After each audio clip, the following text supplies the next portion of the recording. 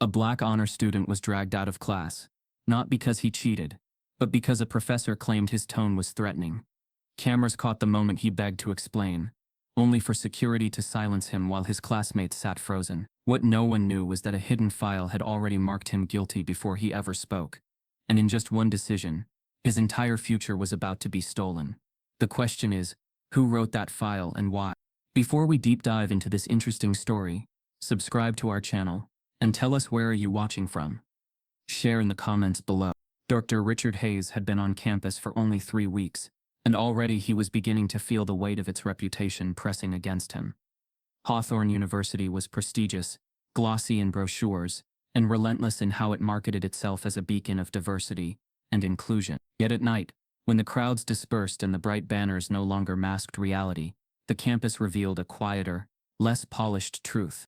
Richard had stayed late that night, papers stacked high on his desk.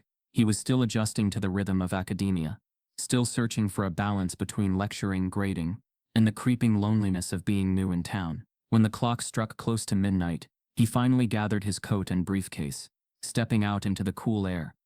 The quad was hushed, except for the faint hum of street lamps and the distant murmur of late-night chatter near the student union. As he cut across the north lawn, a shortcut he hadn't taken before, he noticed something unusual. By the old library steps, where the overhead lamp had long since flickered out, a thin, wavering beam of light pulsed against the stone. At first, he thought it might be someone scrolling on their phone. But the glow didn't move the way a phone would. It was steady, focused, intense. Curiosity tugged at him, and he slowed his pace. That was when he saw him, a young black student, sitting cross-legged on the cold concrete, a textbook balanced on his knees, a battered flashlight in his hand. His shoulders were hunched, eyes darting across the page with the kind of urgency Richard recognized, the desperate hunger of someone who didn't just want knowledge but needed it. Richard stopped in his tracks. He felt something stir in him, an almost painful mix of admiration and disbelief. Why here, in the cold, under a broken lamp?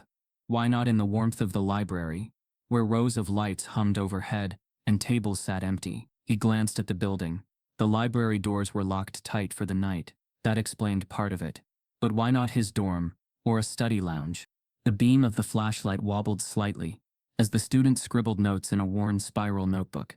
The sight was haunting, as if time had rewound itself. Richard thought of old photographs from the civil rights era, images of black children studying under street lamps, because they were denied proper classrooms. The weight of history pressed against the present moment, and it unsettled him. He adjusted his grip on his briefcase, torn between walking away and stepping closer. Something about the scene felt private, almost sacred, as if intruding might shatter it. But then a sharp gust of wind rattled the trees, and the flashlight flickered. The boy looked up, startled, and for the briefest second Richard caught the expression on his face. It wasn't the look of someone caught in an embarrassing act, it was fear. Richard hesitated, then cleared his throat gently, announcing his presence. "Late night, isn't it?" The student's head jerked up, eyes wide. The flashlight beam snapped upward and briefly blinded Richard, before dropping back down. The boy's breathing quickened audibly in the silence. "I didn't mean to startle you," Richard added quickly, softening his voice. "I'm Professor Hayes, new in the history department." He offered a half smile, trying to disarm the tension. "I was just walking back to my car." The boy didn't move. His knuckles tightened around the flashlight. For a moment, Richard thought he might bolt. The silence between them stretched, broken only by the rustle of leaves overhead. Finally, the student spoke, voice low but steady. I wasn't doing anything wrong." The words stung, not because of what they said, but because of what they revealed. This wasn't the defensive reaction of a rule breaker. It was the conditioned reflex of someone who had been accused too many times before. "No one said you were," Richard replied gently. "Looks like you're studying." The boy's eyes flickered with suspicion, as though searching for the catch, the mockery, the judgment he expected to follow. Instead, Richard simply waited. He didn't want to push, he just wanted to understand.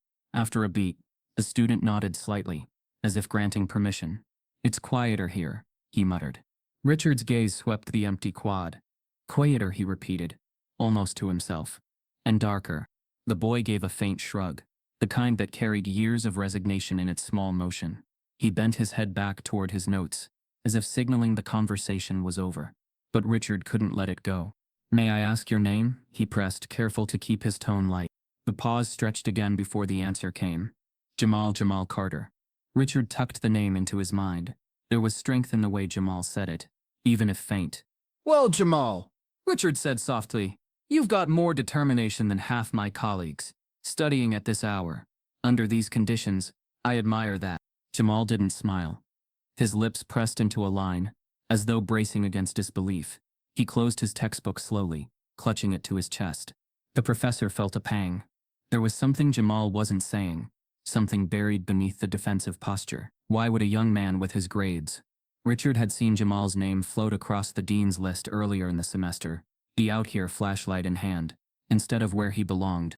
He was about to ask more when a sound cut through the night. Footsteps crunching over gravel, heavy and deliberate. Jamal stiffened instantly, his body locking in place like prey sensing a predator. Richard turned his head, expecting perhaps another late-night student, but saw no one yet. The change in Jamal was undeniable. The fear that had flickered earlier now blazed full. His grip tightened on the flashlight as though it were both weapon and shield. His eyes darted, calculating escape routes. Richard felt his pulse quicken. Something wasn't right. "Jamal," he said quietly, almost in a whisper now. "It's just us here." But Jamal didn't look convinced. Slowly, he raised his eyes to Richard's, and in them was a question the professor hadn't expected. Not "who are you," but "are you safe?" And in that look Richard understood something chilling. Jamal wasn't just afraid of being discovered studying. He was afraid of being discovered, period. Richard took a cautious step closer, lowering his voice. "Jamal, what's going on?" he asked. Jamal's eyes burned with a fear that didn't belong to the night. It belonged to something much deeper. And when he finally spoke, his words cracked like glass in the silence. "You don't understand. They can't see me here." The morning after his late-night encounter with Jamal, Richard arrived on campus with a mind that refused to quiet. He could still see that boy on the steps, shoulders hunched against the dark light trembling in his hand. And those words, "they can't see me here." Richard had spent half the night turning them over in his head, searching for meaning. Was Jamal hiding from someone? From the university itself? He carried that unease with him into the faculty lounge. It was mid-morning, and the space buzzed with routine chatter.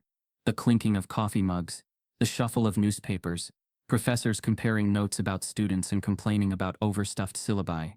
Richard poured himself a cup of coffee, forcing casualness, and slid into an empty chair. He was still the new guy, greeted politely, but kept at arm's length. That suited him fine, until now. Today he needed to test the waters. As a few professors exchanged stories about underprepared freshmen, Richard found his opening. "Speaking of students," he said lightly, "has anyone taught Jamal Carter, freshman, history and political science track?" The response was immediate and unnerving.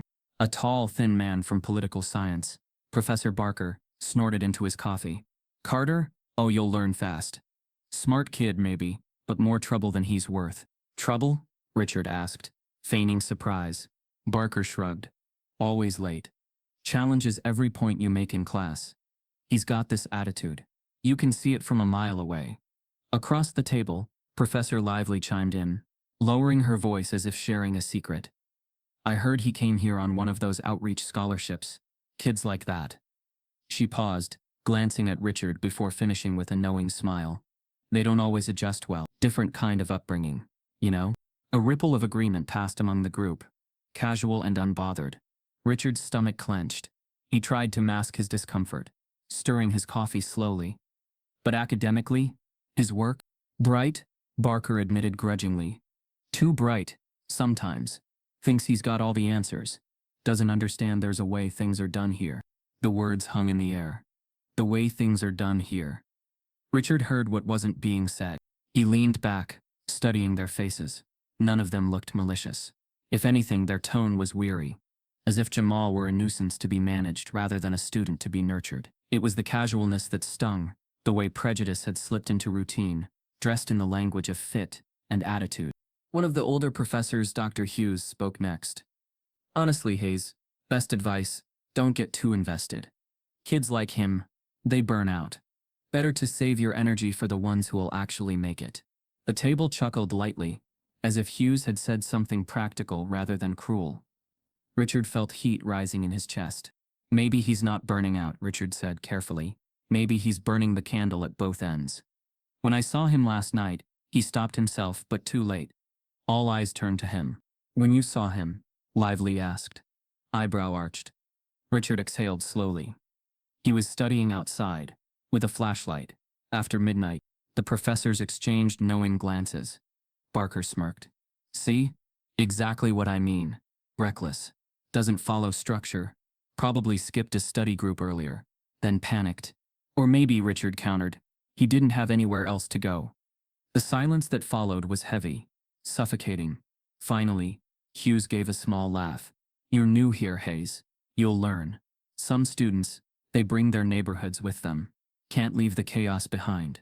We give them opportunities, but they sabotage themselves. Richard's grip tightened around his coffee cup. He thought of Jamal's eyes in the dark. The fear stitched into his voice. There was no sabotage there, only survival. Yet here in this room, Jamal's story had already been written for him by people who never asked to hear it. The conversation shifted to grading policies, as though Jamal had never been mentioned. But Richard couldn't let it go. The words circled in his head. Troublemaker. Attitude. Not a fit. The language of dismissal. When the room began to empty, he lingered, staring at the table. For years he had studied systems of oppression as historical phenomena, words in textbooks, case studies in journals.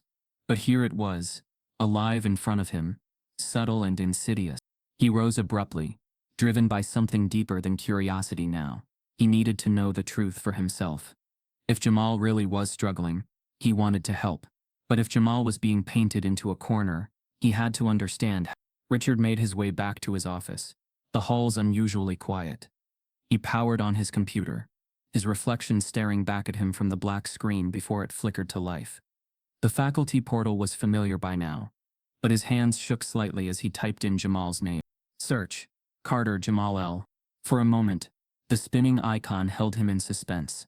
Then the file opened with a click. Neat columns of text unfolding across the screen.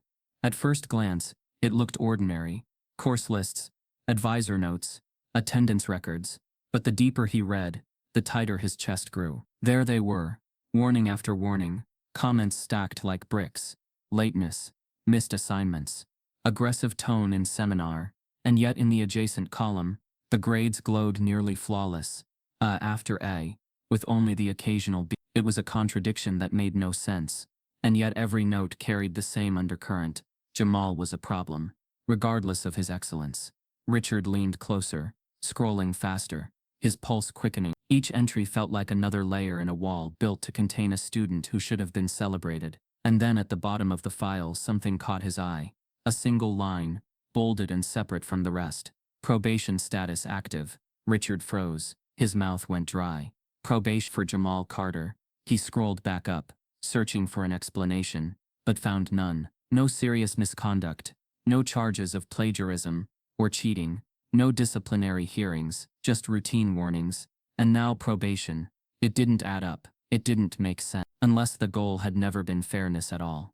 Richard sat back, his heart pounding in his ears. The lounge conversations echoed again in his mind. Troublemaker, wrong neighborhood, not a fit. Something inside him shifted. This wasn't just about one student studying with a flashlight. It was about a system that had already decided who Jamal was, no matter what his work proved otherwise.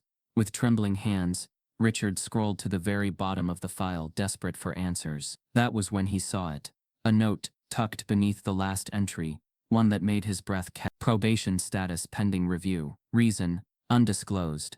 Richard sat alone in his office the next evening, the faint hum of the overhead light, filling the silence. The scene with Jamal from 2 nights ago still played on loop in his mind. The flashlight, the guarded fear, the whispered words about not being seen. He had slept poorly ever since, turning over questions in his head. Who exactly was Jamal Carter, and what had this university already decided about him? Richard had always believed in documentation. Files, records, history, these were the things that outlasted bias and gossip, at least in theory. But when he logged into the faculty system, the digital gateway that tracked every student's progress, he felt an unease crawling through him. Some files were transparent, full of clean metrics and progress notes. Others, however, were cluttered with half-formed opinions disguised as evaluations. He prayed Jamal's would be the former. He typed the name carefully. Carter, Jamal L. The file blinked open. What he saw made his stomach knot. There it was, line after line, not grades or achievements, but incidents. Warning issued for tardiness. Warning for missed submission. Warning for inappropriate tone during class discussion. Each note seemed sharp, dismissive, written with a tone far colder than neutral reporting. Yet when Richard scrolled over to Jamal's grades, they were near perfect. A's with the occasional B. But all strong. It didn't add up. How could a student so meticulous in performance be simultaneously painted as careless, defiant, or disruptive? Richard leaned back, studying the words more closely. Inappropriate tone. The phrase repeated itself across different courses, as if multiple professors had settled on the same vague weapon.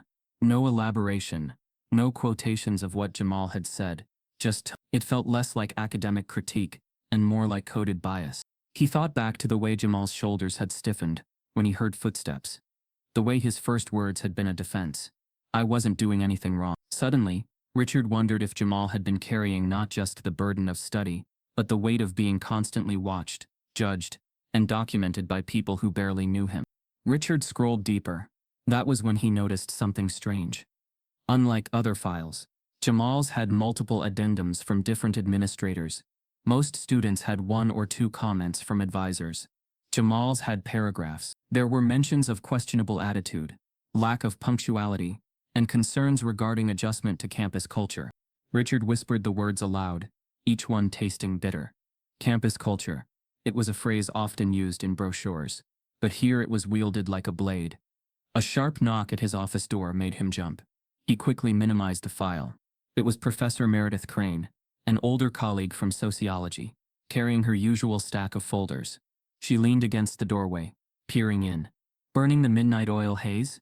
Richard forced a smile, trying to get familiar with student records. Crane chuckled, shaking her head. Careful, some of those files will make you think too much. Trust the summaries, not the details. Saves your sanity. Something about the way she said it made Richard's skin prickle. You mean, just go by what others have written? Exactly. Patterns repeat for a reason, she said, tapping her folders. If multiple professors say a student has an attitude problem, well, there's your answer. She glanced at her watch. See you tomorrow, Hayes. When she left, Richard sat frozen, staring at the minimized tab on his screen. Trust the summaries, not the details. That was precisely the problem. Summaries could distort, erase, condemn. Patterns could be fabricated if enough people decided to believe the same stereotype. He maximized Jamal's file again, reading with sharper eyes. The so-called pattern was suddenly obvious. It wasn't Jamal being inconsistent, it was the faculty, stacking vague criticisms on top of one another until they created a wall. Richard's heart pounded. This wasn't just neglect, it felt deliberate.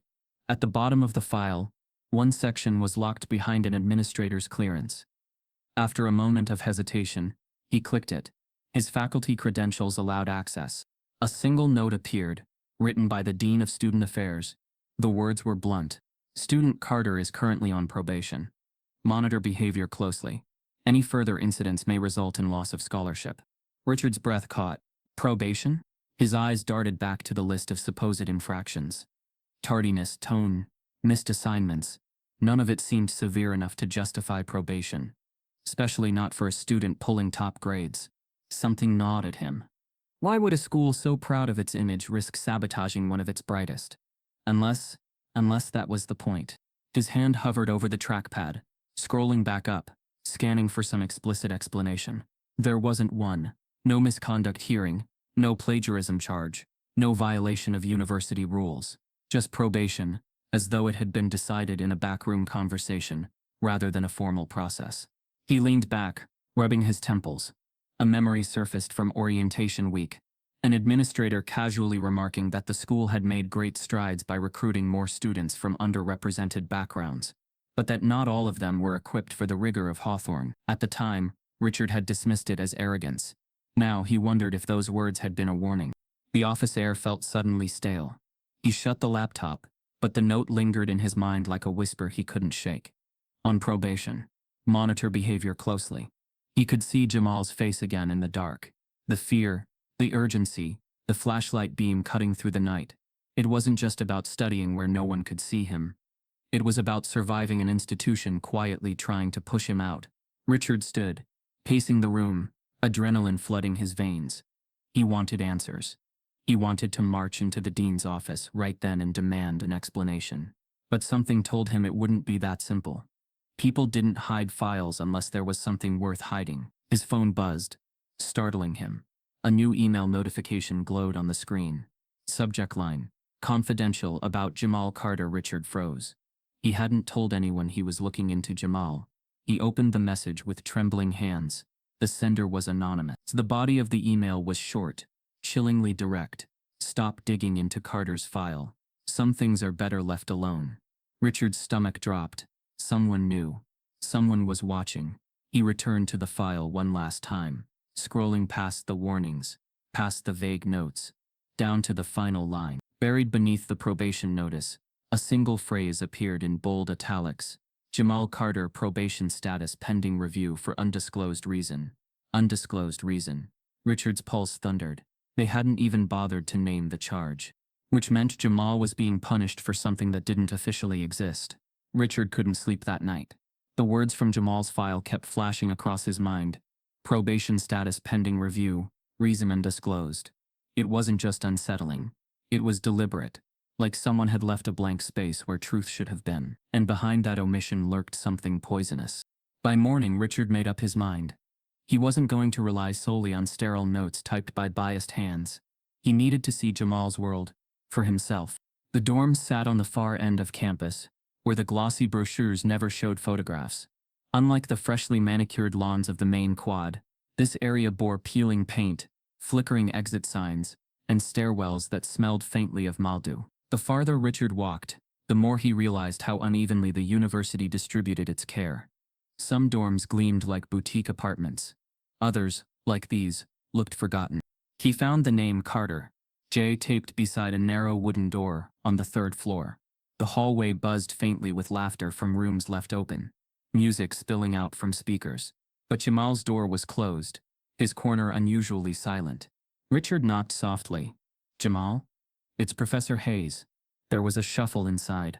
A pause, then the door opened a crack. Jamal's face appeared, guarded, wary. His eyes darted down the hall before settling on Richard. "Professor?" His voice was hesitant, more a question than a greeting. "Mind if I come in for a minute?" Richard asked gently. The hesitation stretched long, but finally Jamal stepped back, allowing the door to open. Richard entered and immediately felt a chill. The room was dim, not because of drawn curtains but because no lights were on. The only glow came from a small battery-powered lantern, perched on the desk. The hum of electricity that normally filled a dorm was absent. Even the mini-fridge in the corner stood silent, its door ajar, shelves empty. Richard glanced at the ceiling fixture. "Your power's out." Jamal stiffened, his jaw tight. "Yeah, been out for a while." Richard looked at him carefully. "Why?" For a moment Jamal said nothing, his hand gripping the edge of the desk. Then, with a sigh that sounded older than his years, he answered, "Because I couldn't pay the bill." The words landed like a weight between them. Richard scanned the bare room. No posters, no clutter, no signs of indulgence.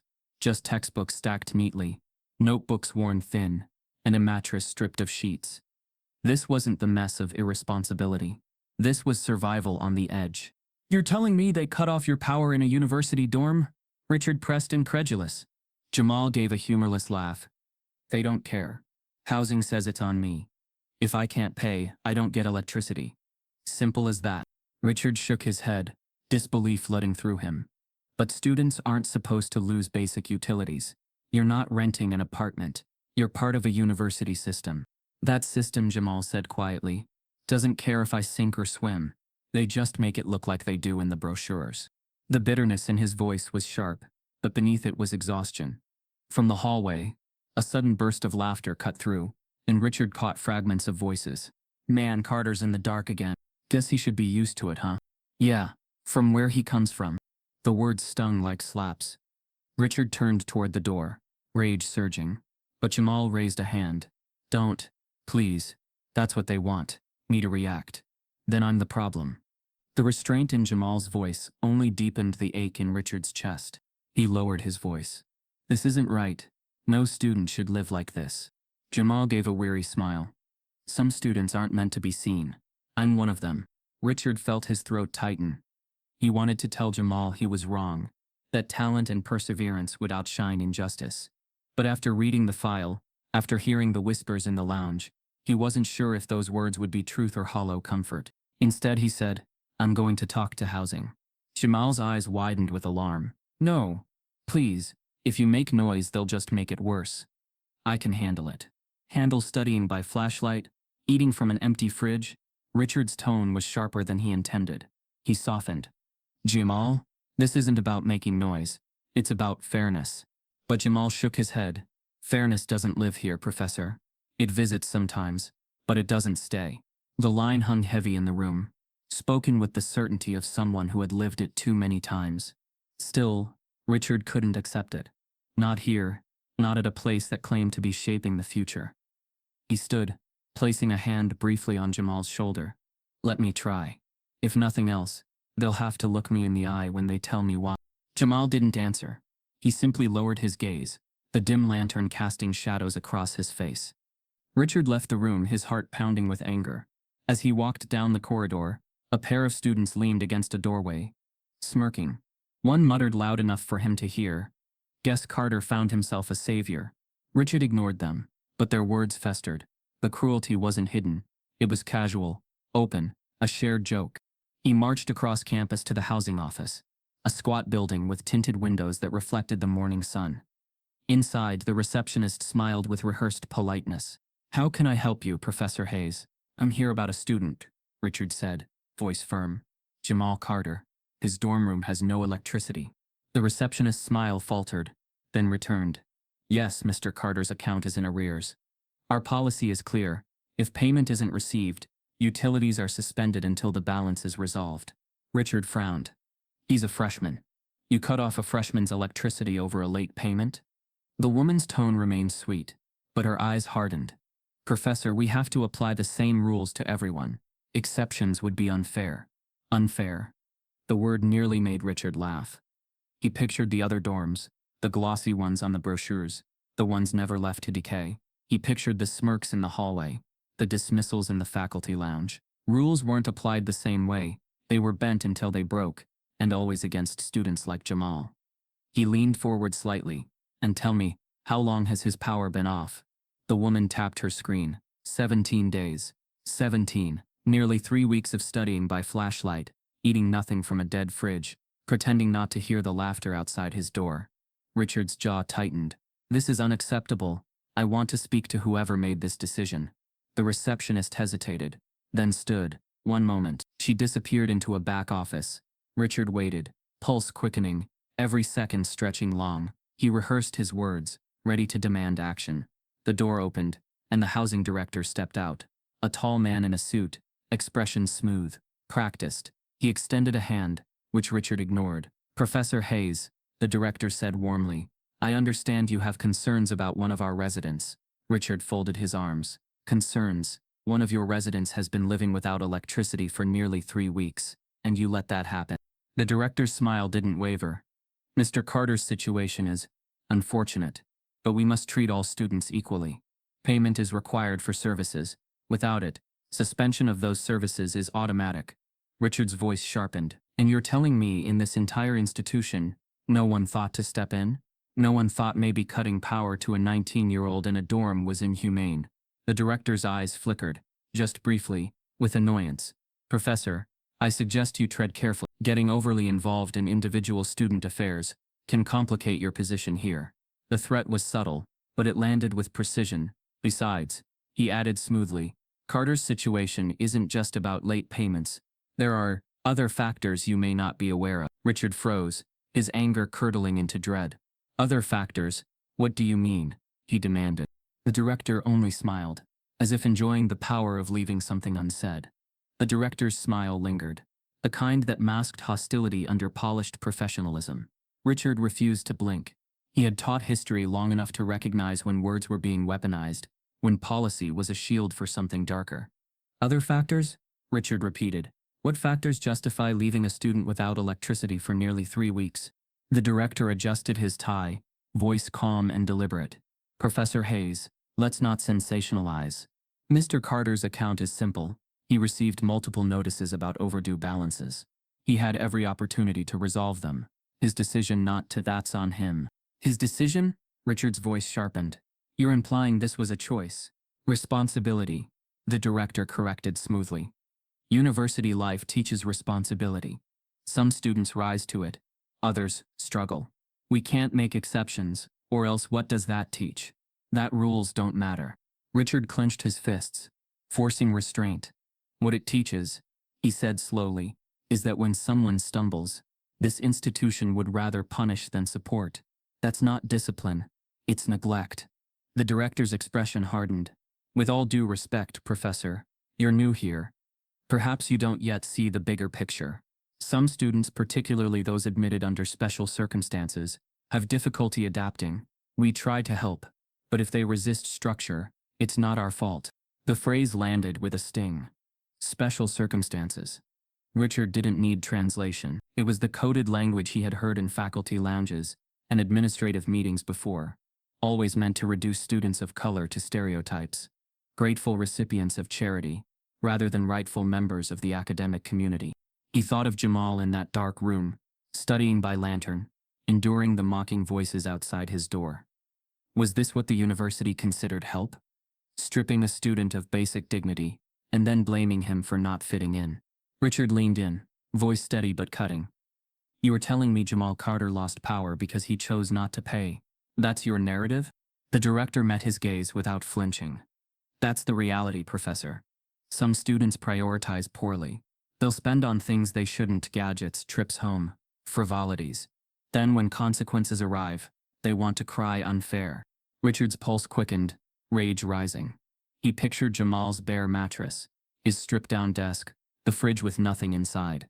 There had been no gadgets, no indulgence, just survival pared down to its thinnest edge. The director glanced at his watch, signaling the conversation was over.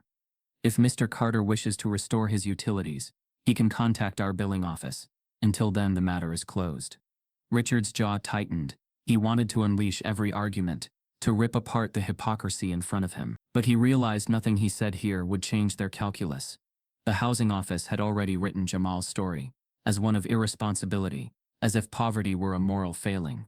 He turned on his heel, walking out before his anger betrayed him further. The autumn air hit him like a slap. He crossed the lawn, words replaying in his head. Special circumstances, poor priorities, responsibility, all veiled ways of saying he doesn't belong here. He found Jamal sitting on the library steps again, lantern at his side, hunched over a notebook. The sight made Richard's chest ache. He approached quietly, lowering himself onto the cold stone beside him. They said you chose not to pay, Richard murmured. Jamal didn't look up, his pencil scratched across the page, steady, controlled. That's what they'd say. They implied you wasted your money, that you're irresponsible. Jamal's pencil froze. Slowly, he set it down. His shoulders slumped, but his voice, when it came, was calm, too calm. That's how they see me, Professor. A black kid who doesn't know how to handle money. Doesn't matter what the truth is. Their story sticks, not mine. Richard studied him. Then tell me your story. The truth. For a long moment, Jamal said nothing. He stared at his notes, as though weighing whether to let someone else carry a piece of his burden. Finally, he spoke, voice low, almost breaking. My money doesn't go here. He swallowed hard. It goes home. Richard turned toward him, confusion flickering. Home? Jamal nodded, eyes still fixed on the paper in front of him. My little brother and sister, they're 12 and 9. Since my mom passed last year, it's just them and my aunt. But she works nights.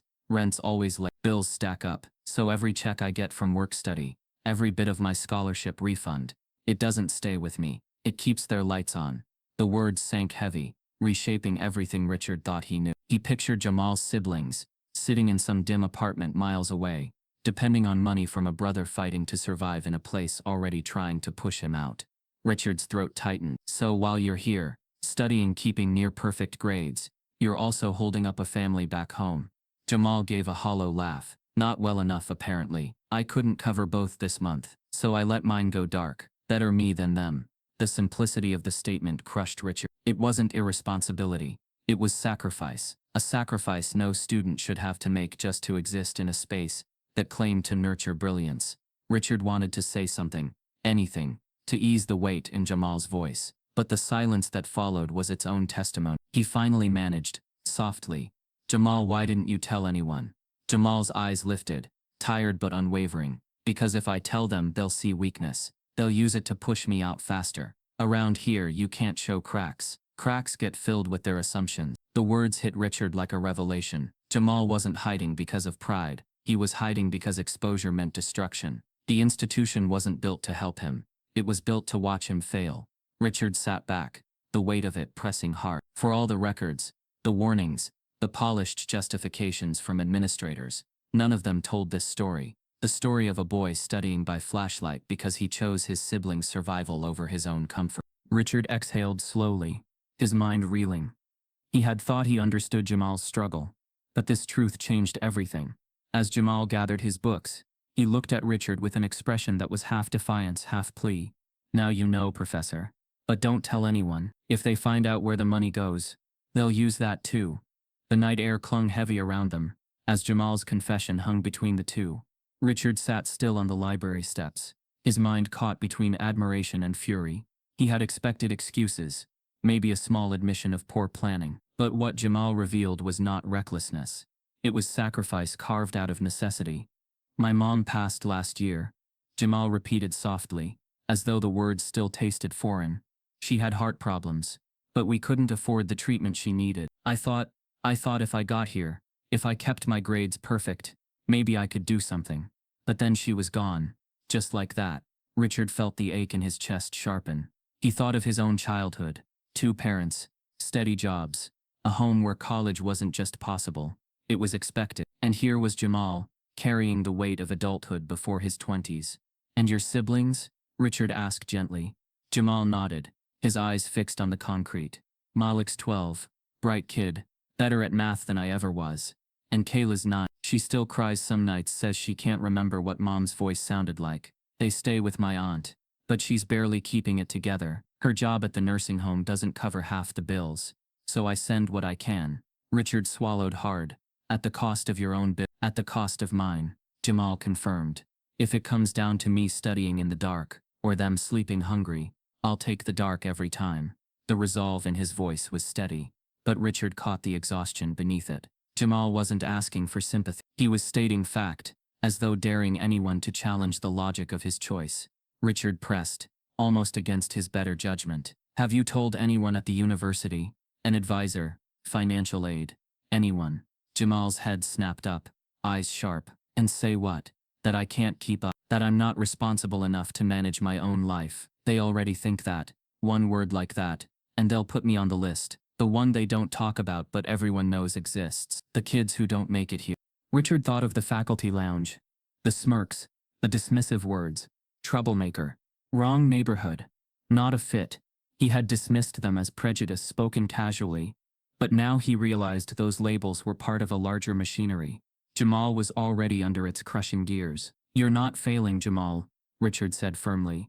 "You're succeeding in spite of everything. That should matter." Jamal gave a humorless laugh. "It doesn't. Around here, it's not about what I do. It's about what they expect me to do. Every late assignment is proof. Every time I speak up in class, it's aggression. Every stumble is the story they've been waiting for." Richard looked at him. Really, the flashlight in Jamal's hand had gone dim, but the boy's eyes burned with the glow of someone who refused to break, even while carrying more than most grown men. "You shouldn't have to carry all this alone," Richard said, his voice breaking into frustration. "That's what advisors and mentors are for. That's what this place claims to be for. But it's not," Jamal countered. His voice was calm, but his gaze was steady, unflinching. "It's for the ones who already had support before they got here. People like me, we're here on borrowed time. Every day I survive here is a fight they don't see." Richard felt a surge of helpless rage. He thought of the glossy brochures he'd been handed during his interview, pages filled with smiling faces of diverse students. He thought of the speeches about opportunity and equity. None of it showed the truth. Students studying by flashlight, sending their scholarship money back home, mocked in hallways and targeted in files. He rubbed his temples. Jamal, if the university knew your situation, they could help. Emergency grants, support services. Jamal cut him off, his tone sharp now. Professor, you don't get it. Help here doesn't mean help. It means exposure. If I tell them, they'll put me under a microscope. Every grade, every move I make, they'll say I can't handle the pressure. And then, next semester, I'm gone. The words slammed into Richard like a verdict. Jamal wasn't paranoid. He was describing the very system Richard had just glimpsed in that file. The so-called support wasn't designed to catch students like him. It was designed to watch them fall. Richard sat in silence, anger rising like a tide he couldn't contain. For the first time in years he felt ashamed of the institution he represented. You deserve better, Richard said finally, his voice low but fierce. Your siblings deserve better, and I'm not going to stand by while this place pretends it can't see you. Jamal's eyes widened slightly, then narrowed with something close to fear. Don't, Richard frowned. Don't what? Don't get involved, Jamal said quickly, his voice almost urgent. You don't understand. If you start asking questions, if you push too hard, it won't just be me they come after. They'll come for you too. Richard shook his head. Let them. If they want a fight, they'll have one. But I can't sit here knowing what you're going through and do nothing. Jamal leaned forward, his expression fierce now, desperate. You think it's that simple. You're new here. You don't know how fast they'll turn on you. One complaint, one whisper that you're crossing lines. You'll be labeled too difficult, reckless. And then you'll find doors closing before you even knew they were open. The urgency in Jamal's voice startled Richard. He realized this wasn't just fear for himself. It was fear for anyone who dared to stand too close. Richard held his ground. Then let them label me. I won't let them strip you of your chance, while pretending they're upholding standards. But Jamal shook his head harder. His voice dropped to a near whisper. Please, don't. If you step in now, they'll use it against me. They'll say I can't even survive here without someone carrying me. And that'll be the excuse they need to make probation permanent. The word cut through Richard's chest. Probation. Jamal didn't even know the file had already branded him with it. He wanted to tell him to reveal what he'd discovered, but he held. Jamal already carried enough without another weight crushing his shoulders. Instead, Richard looked at him, struggling to find a balance between compassion and determination. Jamal, I can't promise I'll stay quiet, but I promise I'll be careful, because what's happening here, it isn't just about you. It's about what they think students like you deserve. Jamal's jaw clenched. For the first time, Richard saw something crack behind the boy's stoic mask. Not weakness, but vulnerability. A silent plea for someone to understand without exposing him further. Richard placed a hand on the cold stone step, steadying himself. I'm going to find a way to change this, to help you, whether they like it or not. But Jamal's eyes flashed with alarm. He shook his head, voice urgent, almost breaking. No, Professor, you don't get it. If you step in, you'll only make it worse. They're already watching me. Jamal's words echoed against the stone steps, low and urgent. They're already watching me. Richard felt the chill in them. He wanted to dismiss it as paranoia, the exhaustion of a student carrying too much, but the conviction in Jamal's eyes told him otherwise. This wasn't fear imagined, it was fear lived.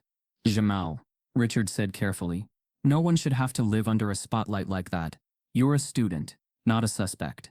Jamal gave a bitter smile. You're new here. You still think those are different things. The response landed like a blow. Richard thought of the file. The warnings piled up, each one vague but damning. He thought of the lounge chatter, where professors painted Jamal as trouble before even naming his achievements. Watching, documenting, dismissing. Yes, Jamal was right. He had been under surveillance since day one. Richard leaned forward. If they're watching, all the more reason you need someone on your side. Jamal's gaze flickered. Cautious. And what happens if word gets out that I'm asking for help? That I can't pay bills? That I'm sending money home? You think they'll see that as noble sacrifice? No. They'll see me as needy. Weak. Proof I don't belong here. His voice grew harder, though Richard heard the crack beneath it. They'll say I can't manage. And once they decide that, every professor who wants to fail me gets an easy excuse. No one will question it, because it fits the story. Richard's chest tightened. This was more than fear. It was a strategy for survival. Jamal wasn't silent because he lacked trust. He was silent because speaking meant weaponizing his own truth against himself. Jamal, Richard said softly, needing help doesn't make you unfit. It makes you human. Jamal shook his head. Not here. Here, I don't get to be human. I get to be an example. And examples don't get second chances.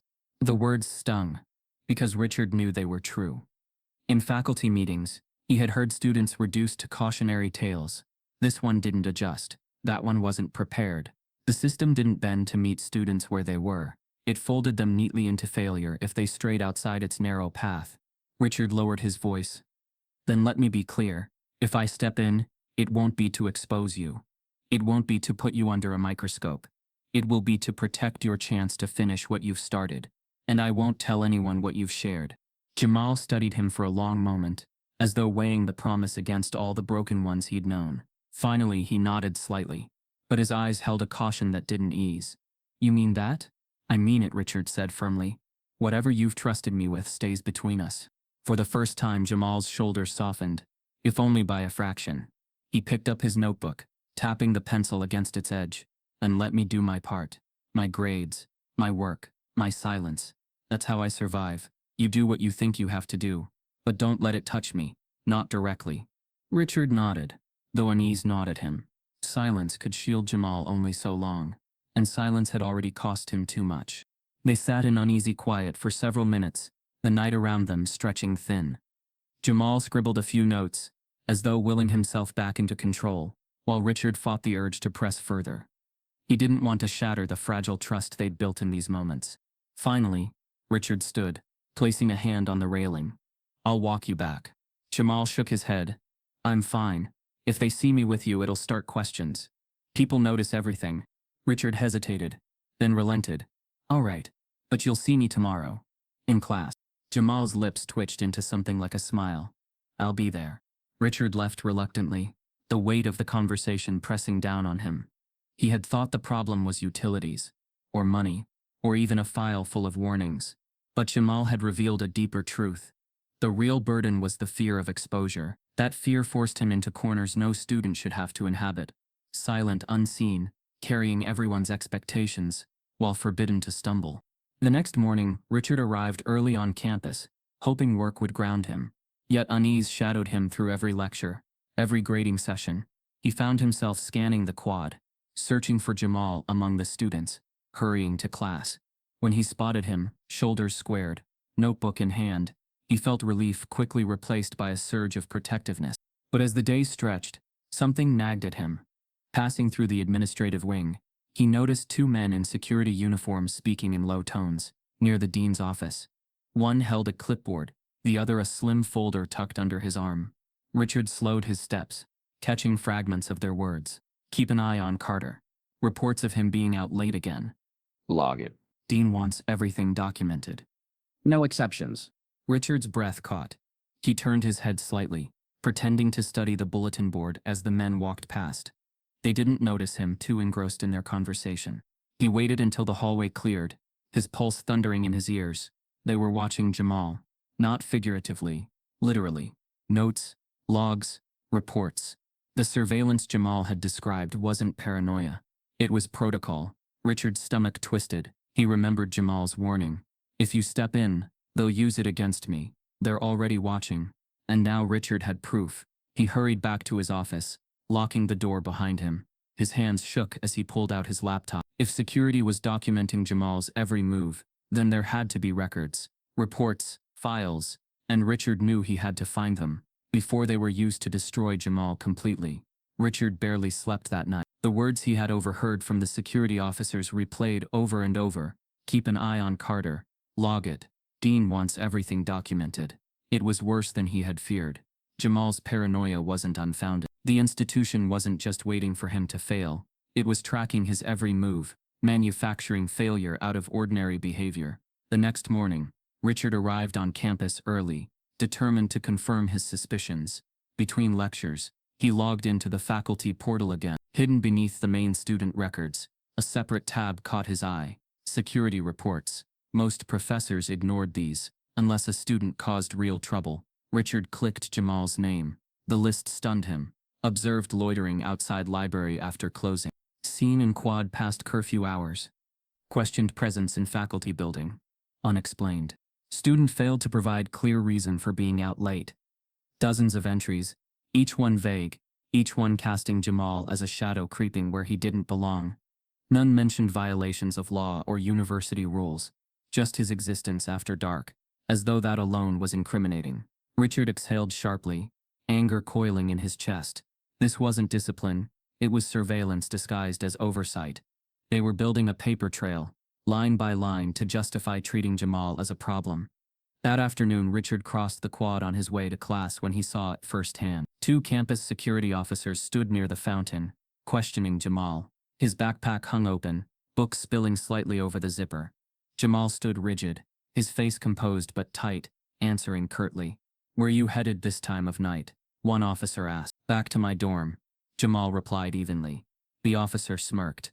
"Funny, you were out late yesterday too. Always out wandering. What's that about?" Richard froze. It was 8:30 in the evening, hardly unusual for a student to be moving between buildings. Yet here they were, grilling him as though the hour itself were evidence. Jamal's voice carried restraint, but Richard could hear the bite beneath it. "I was studying." The second officer leaned forward. "Studying where?" "Library closes at 10. Richard stepped in before the exchange could sharpen further. "Is there a problem here?" The officers turned, surprised. "Faculty," one asked.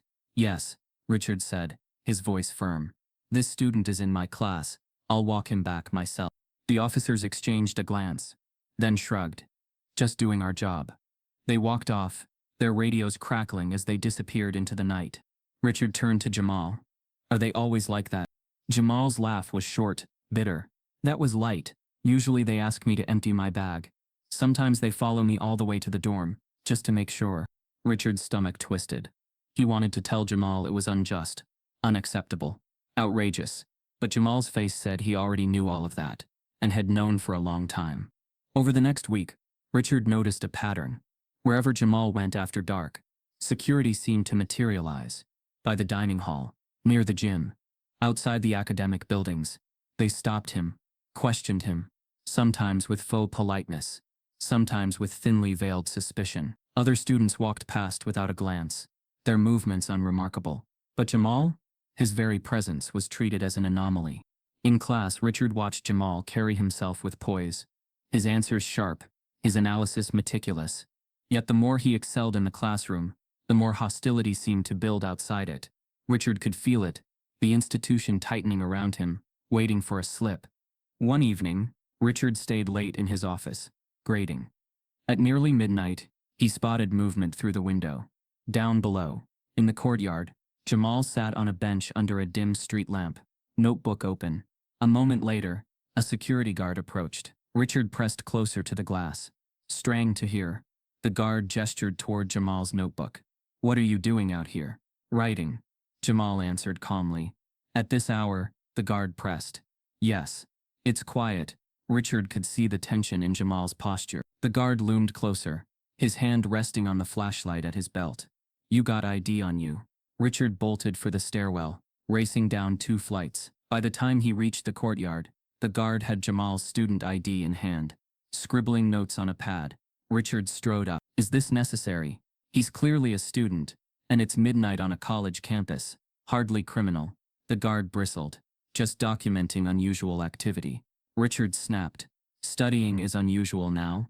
The guard met his eyes, smirked faintly, and walked off. Jamal exhaled slowly, retrieving his ID. He didn't thank Richard, didn't scold him, just shook his head. "This is what I meant, Professor. They're already watching. Every time I step outside, I give them another line to write down." Richard stood there, the weight of it pressing down. He had spent years teaching students about systemic injustice in the abstract. Now he was watching it unfold in real time, line by line, in the life of a boy with everything to lose. For several nights, Richard tried to stay near, hovering without smothering, hoping his presence might ward off harassment. But then came the night it escalated beyond the campus itself. It was late, close to 1 a.m., when Richard left his office. The streets around campus were quiet, lined with parked cars and glowing streetlights. That was when he heard voices. Sharp, commanding. He quickened his pace and turned the corner. Ahead, near the edge of campus, Two police officers had Jamal stopped on the sidewalk. Their squad car idled nearby, red and blue lights flashing faintly across the trees. One officer shined a flashlight directly into Jamal's face. "What are you doing out here this late?" Jamal stood frozen, hands raised slightly at his sides. "Walking back to my dorm." The second officer circled, eyes narrowing at Jamal's backpack. "Open it." Jamal's voice was steady, but Richard could hear the tremor beneath. "It's just books. That's all I have." "Then you won't mind showing us," the first officer said, his tone edged with accusation. Richard's pulse surged. He hurried forward, calling out before fear could paralyze him. "Officers!" Both heads turned, the flashlight swinging toward him. "I'm Professor Hayes," he said quickly, voice firm. "That's my student. What's the problem here?" The taller officer's expression shifted, part irritation, part challenge. "Problem?" he echoed. "Not yet, but maybe you should step aside, Professor, before it becomes one." Richard froze, heart pounding. He had arrived just as the situation balanced on the edge of escalation, and he knew one wrong word could tip it into disaster. The taller officer's warning, "before it becomes a problem," hung in the air like a loaded weapon. Richard froze, pulse pounding. Jamal stood motionless beside the squad car, his shoulders rigid, his hands still hovering at his sides in a posture that screamed both obedience and humiliation. "Officers," Richard began again, forcing calm into his voice. "This young man is my student. He hasn't done anything wrong." The taller officer's flashlight didn't waver from Jamal's face. "It's late," he said flatly. "Too late for him to be out here wandering around. Looks suspicious." "Suspicious?" Richard's voice sharpened despite himself. "On his own campus? Carrying textbook?" The second officer smirked. "Plenty of people carry things they shouldn't, Professor. Loitering, suspicious behavior. It's enough for us to stop him." Jamal's jaw tightened, but he said nothing. Richard could see the storm behind his eyes, anger held back, fear tightly controlled. One word, one wrong inflection, and the situation could unravel in an instant. Richard stepped closer, his palms open. "He's walking back to his dorm, that's all. You can confirm his enrollment right now if you'd like." The taller officer finally turned his flashlight toward Richard. "With all due respect, Professor, this isn't your call. We decide what looks suspicious. Not you, not him." The imbalance of power radiated from every syllable. Jamal stood stripped of presumption of innocence, while Richard's title, his presence, meant nothing in the face of authority determined to assert itself. Richard tried again, steady but firm. "You've made your point. You've checked his ID. What more do you need?" The second officer flipped Jamal's student ID between his fingers. "ID doesn't tell us where he was, or what he was doing before we got here." Richard's anger boiled. "Because he was studying. He's a student, not a criminal." The taller officer's eyes narrowed. "Careful, Professor. Interfering in a stop isn't wise." The warning was clear. Back down or risk becoming a target himself. Richard swallowed hard, his mind racing. He couldn't escalate, but he also couldn't walk away. Jamal's silence screamed louder than words. "Don't make this worse for me." Finally, after a long pause, the taller officer shoved Jamal's ID back into his hand. "Fine, get back to your dorm. And next time, don't give us reason to stop you." Jamal's lips pressed into a thin line. He took the ID, nodded once, and turned without a word. Richard followed at his side, heart still hammering. The officers lingered a moment, then climbed back into their car. The red and blue lights dissolved into the distance, but the heaviness remained. For a block, neither Richard nor Jamal spoke. The quiet between them was thick with everything that had just transpired. Finally, Richard broke it. "That was harassment," he said, his voice sharp. "Pure harassment." Jamal gave a bitter laugh. "That was Tuesday night." Richard stopped walking. "You mean this happens often?" "Not always, cops," Jamal replied, shrugging one shoulder. "Sometimes campus security. Sometimes professors with questions about where I'm going, why I'm late. It's the same thing, just different uniforms. They all see the same thing when they look at me." Richard's chest ached. "But you did nothing." "Absolutely nothing." "That doesn't matter," Jamal said quietly. "Existing in the wrong place at the wrong time is enough." The resignation in his tone twisted Richard's stomach. He had taught history students about Jim Crow laws, about the civil rights movement, about coded systems of control. But this wasn't history. It was now. And Jamal carried it on his shoulders every day. When they reached the dorm, Jamal paused at the entrance. "Go home, Professor. Don't stick your neck out for me. You'll regret it." Richard shook his head. I won't regret standing up for what's right. Jamal's eyes met his tired, cautious, unflinchingly real. Then just know what it costs. He disappeared inside, leaving Richard outside with the echo of those words. The next morning, Richard couldn't contain his anger. He marched across campus to the dean's office, replaying the scene in his mind. The flashlight in Jamal's face, the smug warnings, the threat cloaked in authority. He wouldn't let it pass. The dean, a man in his late 50s with silver hair and a reputation for being measured, welcomed Richard into his office with a polite smile. Professor Hayes, to what do I owe the visit? Richard wasted no time. Last night, one of my students, Jamal Carter, was stopped by police just outside campus. They accused him of loitering, of being suspicious. He was walking back to his dorm. That's all. This is unacceptable. The dean's expression didn't change. He leaned back slightly, fingers steepled. I see. I don't think you do, Richard snapped. He's being targeted by campus security, and now by local police, for nothing more than existing while black. A pause stretched. The dean adjusted his glasses, his voice smooth, careful. I appreciate your concern, Professor. Truly. But officers don't stop students without reason. Richard blinked. Reason? His reason was that he was walking home, carrying books. How is that suspicious? The dean shrugged. Perception matters. If he's out late moving about alone, it can raise questions. Officers are trained to notice unusual patterns. Richard's voice rose. Unusual patterns. This is a college campus. Students are out late all the time, but not all students are treated like suspects.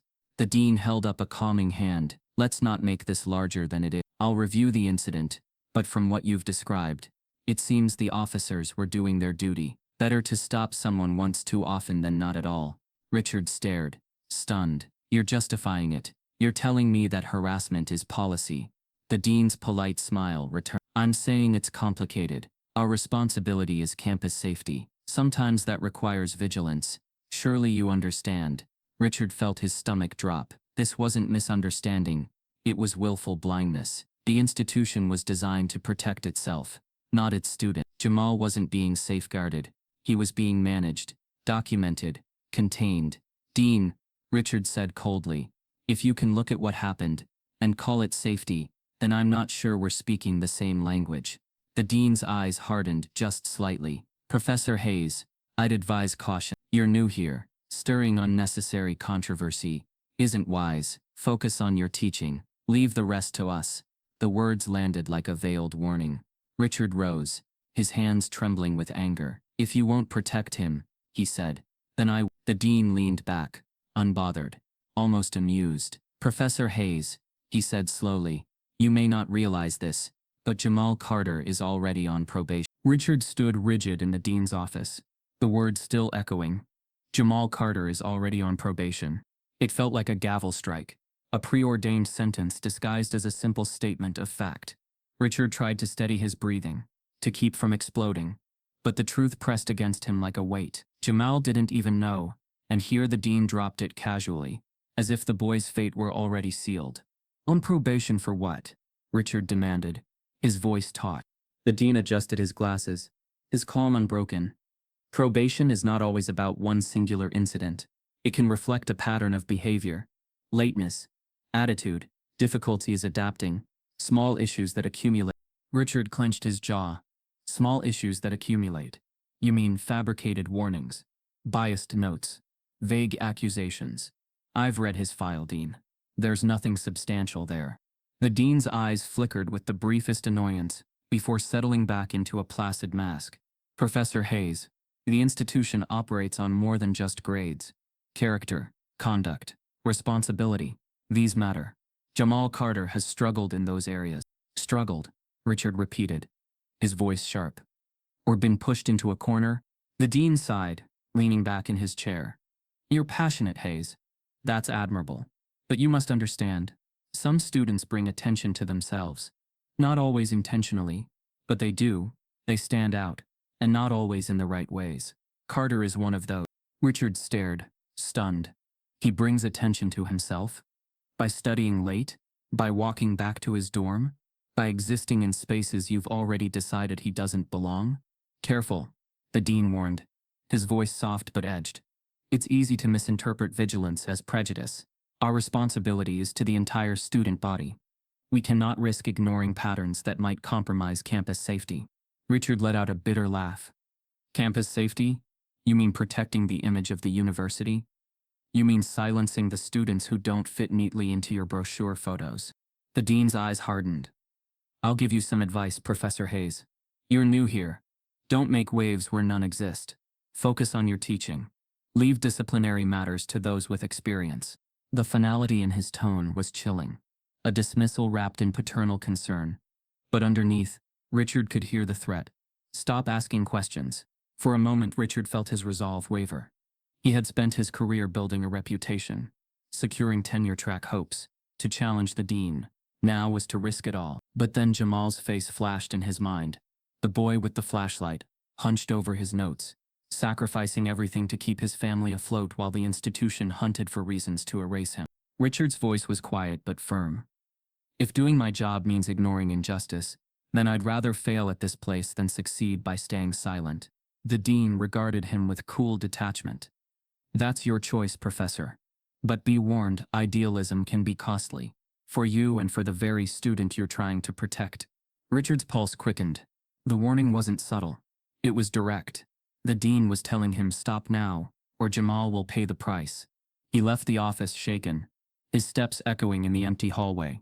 The university's polished walls, lined with portraits of former leaders, suddenly felt suffocating. Each face seemed to stare down with silent judgment, guardians of a tradition built on exclusion, while pretending to champion progress. For the next 2 days, Richard carried himself with forced normalcy. He taught his classes, graded assignments, nodded politely at colleagues in the lounge. But inside he was seething. He replayed the dean's words again and again. Don't make waves. He brings attention to himself. It was the perfect shield, blaming the victim, cloaking prejudice in neutrality, punishing silence under the guise of fairness. Jamal, meanwhile, kept his usual composure in class, answering questions with precision, keeping his head down as though nothing was wrong. Richard knew better. Every moment Jamal lived here was a negotiation with forces determined to cast him out. On the third morning, Richard walked into the faculty building early. His campus mailbox sat among a row of identical metal slots, each one stuffed with memos and committee reminders. He pulled out the usual stack of envelopes, flipping through absent-mindedly, until one caught his eye. It was plain, unmarked, no return address, just his name scrawled in block letters across the front. Professor Hay. Frowning, he tore it open. Inside was a single sheet of paper, typed in stark black font. No signature, no seal. Just a warning. Stop helping Carter. You don't know what you're getting into. Some things are better left alone. Richard's breath caught. He looked around the empty hallway, suddenly aware of how silent it was, how exposed he felt. The letter trembled in his hand. Someone knew. Someone was watching him just as closely as they were watching Jamal. Richard folded the paper slowly, his pulse thundering. Whoever sent it wasn't trying to persuade him. They were threatening him. The question now burned in his mind. How far would the university go to bury Jamal? And what would happen to anyone who dared to stand in the way? Richard reread the letter 3 times before folding it carefully back into the envelope. The words were blunt, stripped of pretense. Stop helping Carter. Some things are better left alone. It wasn't advice. It was a warning. He shoved the letter into his briefcase and tried to steady his breathing. The quiet hallway suddenly felt menacing, as if the walls themselves had ears. Whoever wrote it had access, not just to information about Jamal, but to Richard's mailbox. That meant it wasn't some outsider or random crank. It was someone on the inside. For the rest of the day, Richard's thoughts tangled. He taught his classes mechanically, answered students' questions on autopilot, but behind the mask of normalcy, his mind kept circling back. Who sent it? What exactly did he not know?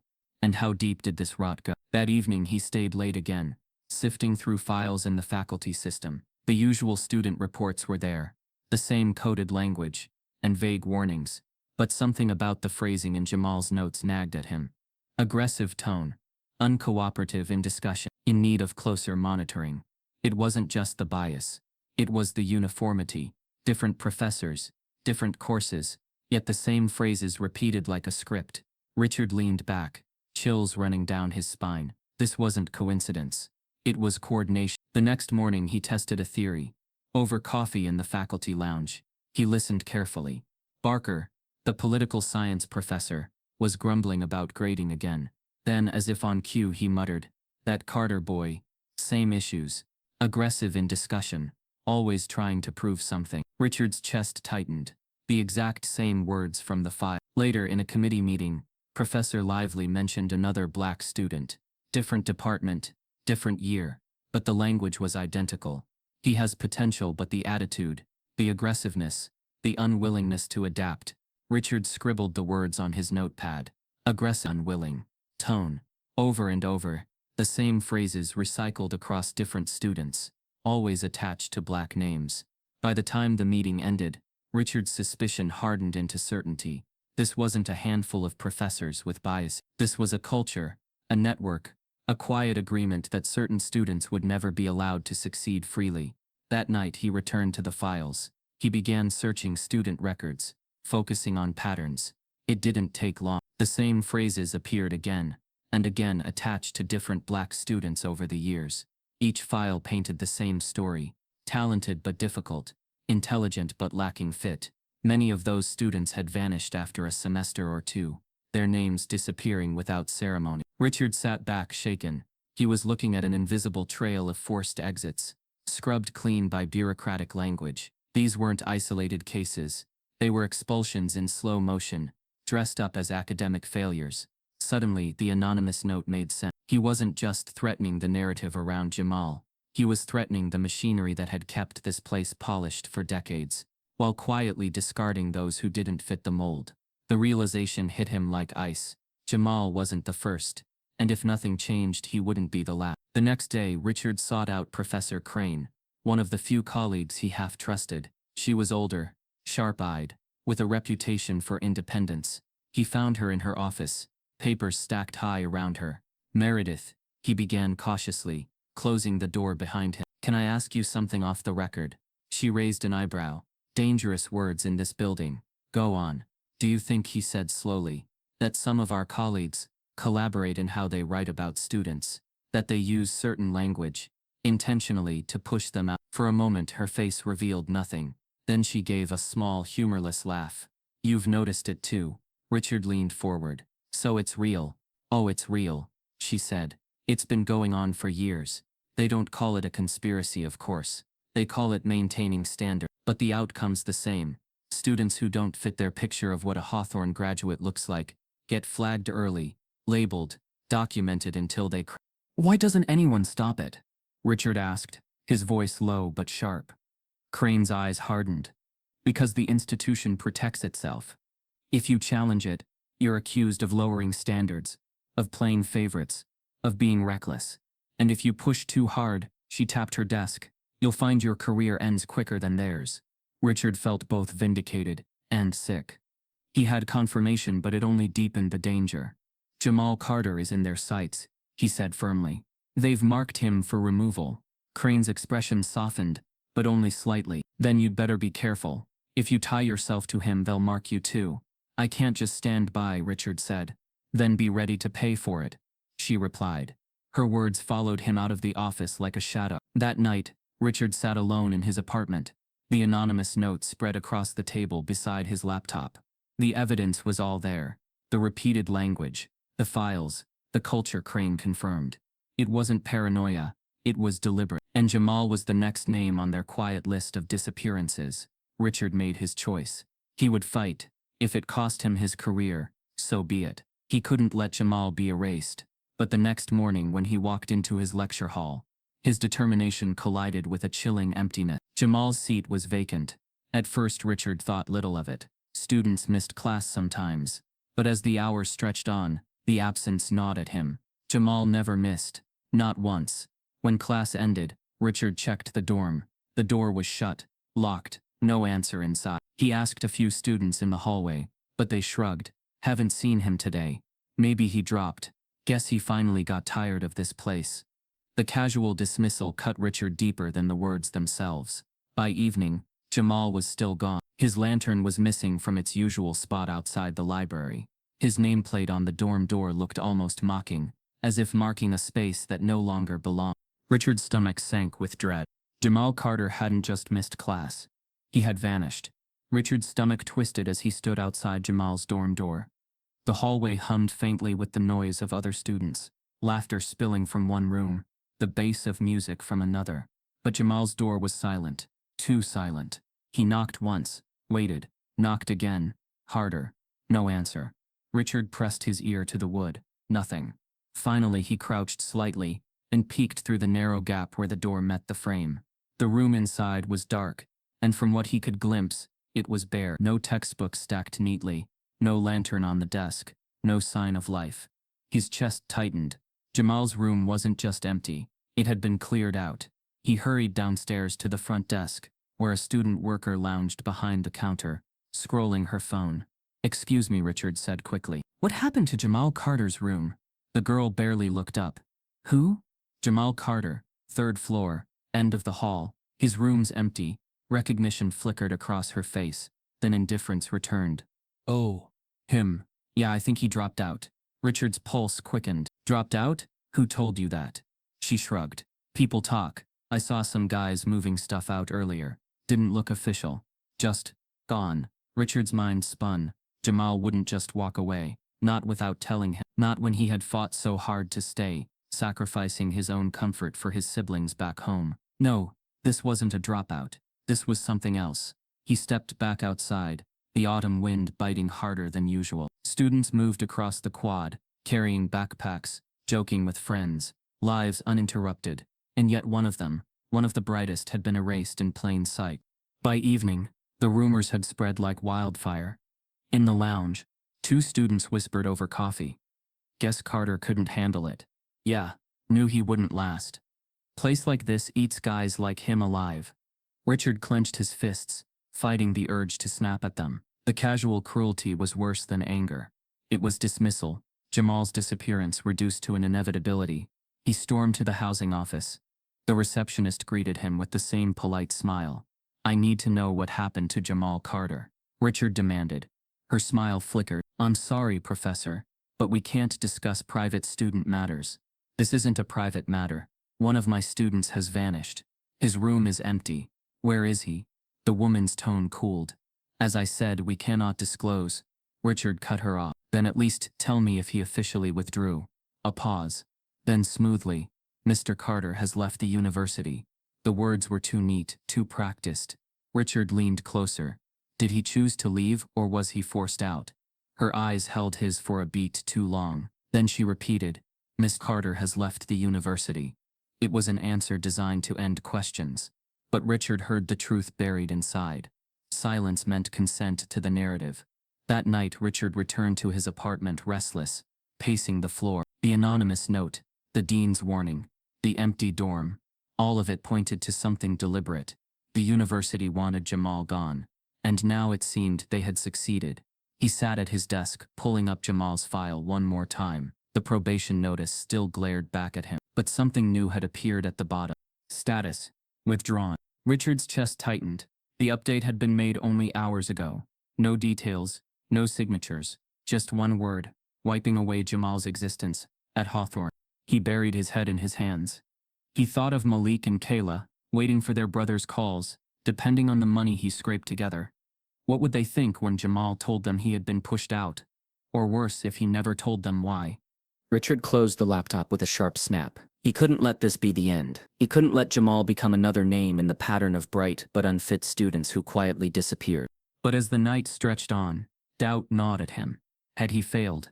Had his involvement only accelerated the machine against Jamal? Near midnight, as he sat staring at the ceiling, his phone buzzed. The screen lit with an unknown number. He hesitated, then answered. "Hello?" There was silence on the other end. Faint static. Then a voice, low, urgent, and unmistakable. "Professor Hayes?" Richard sat up straight. "Jamal?" "Yes." The word was clipped, hushed. "I don't have long. I had to find a way to call you." Relief and dread crashed over Richard at once. "Where are you? What happened?" "They told me you dropped out." Jamal's breathing came quick through the line. "I didn't drop out. They forced me. They came into my dorm, said I was on probation, said I was done, told me to pack and leave. No hearing, no appeal, Just gone. Richard gripped the phone tighter. Who? Who told you this? I don't know their names. Admin people. Security. They said if I made noise, if I fought it, they'd make sure I lost everything. My scholarship, my transcript, everything. Richard's blood boiled. That's illegal. They can't. They can, Jamal cut in. And they already did. I had to get out. I'm staying off campus with someone I trust. But I can't go back. Not yet. Richard's heart pounded. Jamal, listen to me. You're not alone in this. I'll fight it. I'll fight for you. There was silence on the other end. Then Jamal spoke again, voice heavy with exhaustion. You don't understand, Professor. This isn't just about me. They've done it before, they'll do it again. And if you keep pushing, they'll come after you too. Before Richard could respond, the line crackled and went dead. The call had ended. He sat frozen, the phone still pressed to his ear, the words echoing. They forced me. They've done it before. They'll do it again. Jamal was alive, but in hiding. And now Richard knew for certain. The institution wasn't just neglecting him. It was erasing him. Richard sat frozen long after the call cut out, the silence in his apartment pressing down like a weight. His phone screen still glowed faintly in his hand, as though mocking him with proof of a conversation that felt half like a dream. They forced me. They've done it before. They'll do it again. He replayed Jamal's words, each one barbed with urgency and fear. Jamal wasn't just a student under pressure anymore. He was a fugitive from his own university, erased with the efficiency of a signature and a locked door. Richard's thoughts churned long into the night. Sleep didn't come. By dawn he was back at his desk, refreshing his inbox compulsively, hoping Jamal would find a way to reach him again.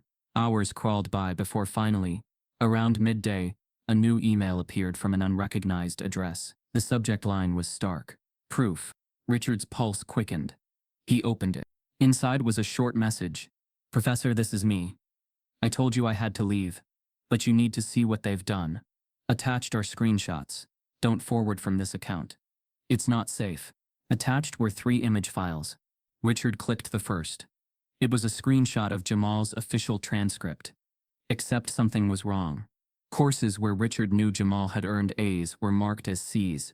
A seminar paper that had been praised in class was marked incomplete. Warnings about missed work appeared in the notes column. Though Richard had seen the assignments himself, turned in on time, his stomach dropped. The administration hadn't just forced Jamal out. They had rewritten his record to make it look justified. He opened the second screenshot. This one showed an earlier version of the same transcript, taken weeks prior. The grades were pristine, exactly as Richard remembered. No warnings, no failures, no incompletes. Side by side, the contrast was undeniable. Someone had deliberately altered Jamal's file. Richard's chest burned. If Jamal tried to transfer now, these falsified records would brand him as a mediocre, unreliable student. His scholarship offers, his chances at another school, they'd all vanish. The third screenshot was a message forwarded to Jamal from the financial aid office. It was brief, almost casual. Mr. Carter, he advised that any public discussion of disciplinary matters, harassment allegations, or probationary status will jeopardize your scholarship funding. We recommend discretion for your own academic future. Richard clenched his fists. It wasn't just corruption, it was blackmail. They had silenced Jamal by holding his scholarship hostage, weaponizing the very opportunity that was supposed to lift him up. A knock at his office door startled him. He slammed his laptop shut, heart racing. Professor Hayes? It was Meredith Crane, the colleague he trusted most. She peeked in, holding a stack of papers. You all right? You look like you've seen a ghost. Richard forced a tight smile. Just grading. Long night. Crane studied him for a moment, then placed the papers on his desk. Be careful, she murmured. People are saying you've been asking too many questions. You don't want to end up on the wrong side of the story. Her words sent a chill through him. The network was watching, and now with Jamal's proof, Richard had the kind of evidence they couldn't afford to let see daylight. When Crane left, Richard reopened the laptop, staring again at the screenshots. His mind raced with possibilities. He could take this to the press, leak it anonymously, or confront the administration directly. But each option carried risk, not just for him, but for Jamal. His phone buzzed with another message from the same anonymous account. Do not use my name. If they know I sent this, I'll lose everything. You said you wanted the truth. Now you have it. What you do next is on you. Richard leaned back, exhaling sharply. The decision weighed like iron. If he exposed this, the university would close ranks against him. His career, his 10-year hopes, everything he had built, it would all collapse. He would become the problem professor, the agitator, the one who couldn't adapt. But if he stayed silent, Jamal's future would be destroyed. And the cycle would continue for the next student, and the next after that. He stared at the two transcripts side by side. The real one, and the doctored one. The difference was more than grades. It was the difference between truth and erasure, between survival and oblivion. Richard whispered to himself, "This is bigger than one student. This is the whole system."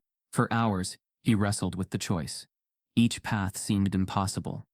But Jamal's words from the library steps came back to him, whispered under the weight of fear. Fairness doesn't live here. It visits sometimes, but it doesn't stay. Richard clenched his jaw. Maybe it was time to drag fairness into the light, and force it to stay. He closed the laptop with a decisive snap. The screenshot saved, and backed up. He knew what he had to do, expose the truth. But as he gathered his things, a thought struck him cold. Once he spoke out, there would be no turning back. And the institution wouldn't just come for Jamal, it would come for him. Richard sat at his desk long after the campus had gone quiet. Jamal's screenshots glowing on the laptop screen. The two transcripts stared back at him.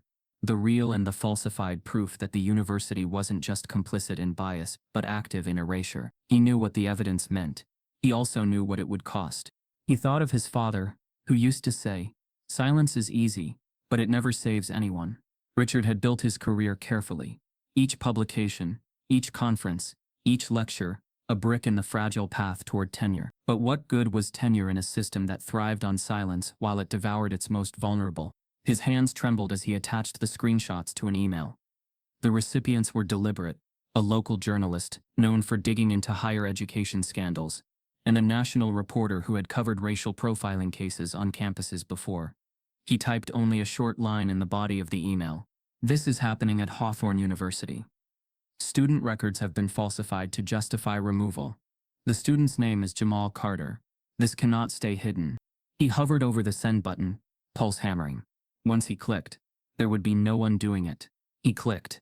The email whooshed into the void, and Richard sat back, exhaling as if he had been holding his breath for weeks. It was done. The storm arrived faster than he expected. Within 48 hours, the first article hit.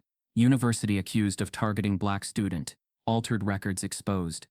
The screenshots appeared online, side by side, undeniable. The story spread like wildfire. Local news stations, social media feeds, national outlets. By the third day, the campus was unrecognizable. Students marched across the quad, carrying signs. "We stand with Jamal. Stop erasing us. Justice for Carter." Chants echoed against the stone buildings. Faculty whispered nervously in hallways. Security tightened around administrative offices. The glossy brochure version of Hawthorne had cracked open, and the raw, ugly truth was spilling out. Richard watched from the steps of his building, as hundreds of students gathered in protest. They weren't just rallying for Jamal, they were rallying for every name that had disappeared quietly before him. He felt pride swell in his chest, mixed with fear, because if the students were awake, the administration would only fight harder to put them back to sleep. By the end of the week, the university released a statement. "Hawthorne University is committed to diversity, fairness, and due process. We categorically deny altering records or targeting students based on race. Any claims to the contrary are misinformation designed to damage our reputation." Richard read it aloud in his office, bitter laughter escaping his throat. "Misinformation," he muttered. "The favorite weapon of institutions cornered by their own lies." His phone buzzed non-stop, journalists requesting interviews, colleagues offering quiet support, administrators sending veiled reminders to focus on his teaching. But the messages that mattered most came from Jamal, still in hiding. "They're scared." Jamal wrote one night, "I see it all over the news. But they'll never admit it. They'll spin it until people forget." "No one's forgetting this time," Richard replied. "The students won't let them." And he was right. By the second week, rallies turned into sit-ins. Students occupied the administrative building, refusing to leave until Jamal's name was cleared. Alumni wrote open letters demanding accountability. Even a handful of faculty, Those brave enough signed petitions calling for an independent investigation. Richard felt the tide turning. But tides, he knew, could also recede. On the 10th day after the leak, Richard received a call, not from a journalist, but from the dean himself. "Professor Hayes," the dean said, his voice tight but polished, "the university has decided to reconsider Mr. Carter's case. We are prepared to offer reinstatement." Richard's breath caught. "Reinstatement? He can return?" "Yes," the dean replied. Then came the pause, deliberate and heavy. "But under one condition." Richard's grip tightened on the phone. "What condition?" The dean's tone was smooth, rehearsed. "Mr. Carter must publicly affirm that the university acted in good faith. He must state that the transcript alterations were a clerical error, not malicious intent. In exchange, we will restore his scholarship and allow him to continue his studies." Richard felt the blood drain from his face. "We want him to lie? We want him to help us move forward," the dean corrected. "This institution cannot survive scandal. If he chooses cooperation, he can finish his education. If not," another pause, "then his withdrawal remains permanent." Richard sat in stunned silence, fury building in his chest.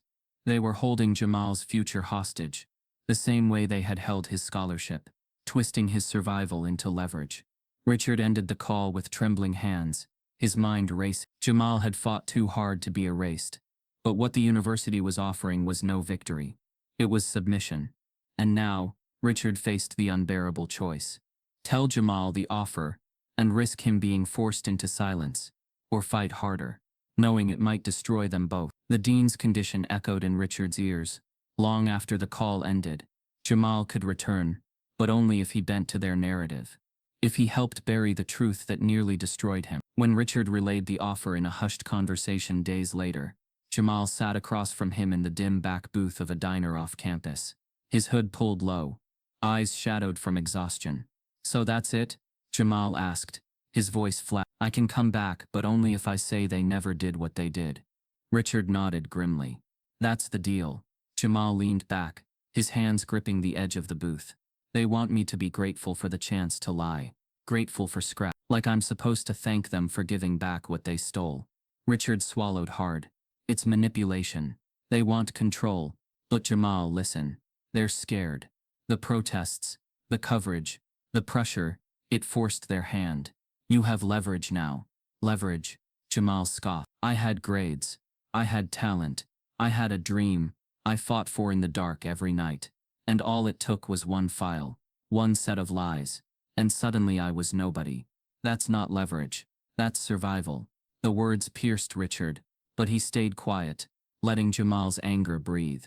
He deserved the space. Finally, Jamal asked, "What would you do if it was you?" Richard hesitated. He thought of his own life, his family's safety net, his career's fragile ladder. He had never been asked to choose between truth and existence. He lowered his gaze. "I can't answer that, Jamal, because I've never had to live your reality." The silence between them said enough. When Jamal returned to campus weeks later, the air was different. He walked with his shoulders straight, but the weight lingered in his eyes. Students cheered when they saw him. Signs appeared again on the quad. "Welcome back, Jamal. We believe you. Stay strong." But not everyone welcomed him. In lecture halls, whispers followed.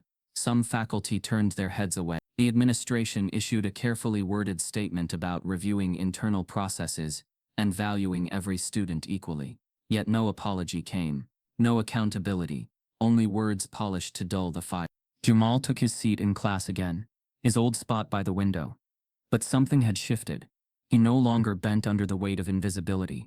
He carried the gaze of an entire campus now, supporters and skeptics alike. Richard stood at the podium that first day, looking out at him. He remembered the first time he saw Jamal, the boy with the flashlight, studying in the shadows, unseen by everyone else. Now, though the scars were raw, he was impossible to ignore. After class, Jamal lingered as students filed out. He approached Richard quietly. "They gave me my scholarship back," he said, voice measured. "But they made me sign paperwork statements that said the transcript errors were administrative mistakes, that I misunderstood something." Richard's stomach turned. "They forced your silence." Jamal nodded. "But I signed, because I couldn't risk losing it again. Malik and Kayla need me. I need to graduate. I couldn't throw that away for pride. Richard's eyes softened. It wasn't pride, Jamal. It was truth. But survival matters too. You did what you had to do. For a moment, Jamal's mask slipped, revealing the exhaustion beneath. I hate that it feels like they still won. Richard shook his head. No, they didn't win. Look around you. The protests, the students, the conversations happening now. None of that would exist if you hadn't endured. They tried to erase you, and instead you became the proof they couldn't hide. Jamal's lips pressed into a thin line. Not quite a smile, but not despair either. Maybe, but I still study in the dark. The words cut Richard deeply. He knew Jamal meant more than the dorm electricity. He meant the isolation, the scrutiny, the way survival itself felt like hiding. Yet, as weeks passed, Richard began to notice change in faculty meetings. Uncomfortable questions surfaced. Questions about equity, about bias in student evaluations, about the language that haunted certain files. For the first time, silence cracked. Students formed coalitions, holding teach-ins and demanding reforms. Alumni pledged funds for scholarships specifically for Black students, bypassing the university's discretionary control. The local press kept watching. Hawthorne's carefully curated image was stained, and the stain would not wash out easily. Richard reflected often on the irony. All of this, national headlines, student movements, faculty reckonings, began because one professor stumbled upon a boy studying under a broken campus light. With only a flashlight, one image had forced an entire institution to confront the shadows it tried to deny. One evening, Richard found himself outside again near the same spot where it all began. The lamppost was still broken, the bulb never replaced, but there was Jamal, once again hunched over his notes, the flashlight beam steady against the pages. Except this time, he wasn't alone. A circle of students sat nearby, some studying with him, some just keeping watch. Their phones glowed faintly, their laughter soft but steady. A quiet form of solidarity. Richard's throat tightened. He thought of the journey, the file, the harassment, the probation, the vanishing. And now, here was Jamal, still in the dark, but no longer unseen. He approached slowly. Jamal looked up, meeting his eyes. For the first time, Richard saw not just fear or weariness, but something stronger, defiance edged with hope. Richard sat beside him. Back where it started, he murmured. Yeah, Jamal said quietly, glancing around at the students nearby. But it doesn't feel the same anymore. Richard followed his gaze. No, it did. The darkness was still there, but now it was pierced, not only by Jamal's flashlight, but by the presence of witnesses, of a community that refused to let him be erased. Richard thought of the question that haunted him since that first night. How many Jamals had been lost before anyone looked? And more chilling still, what would happen to the next Jamal left unseen? The broken light flickered faintly overhead, as if trying and failing to spark back to life. Richard stared at it, the symbol of everything Hawthorne had neglected, everything it tried to keep hidden. But beneath it sat Jamal Carter, unbroken, unirascible, and no longer alone. Stories like this don't just live on campus. They happen in workplaces, neighborhoods, and streets every day. If Jamal's fight opened your eyes, don't let it end here. Type yes if you believe in justice, and subscribe if this broke your heart, because the next story deserves to be seen.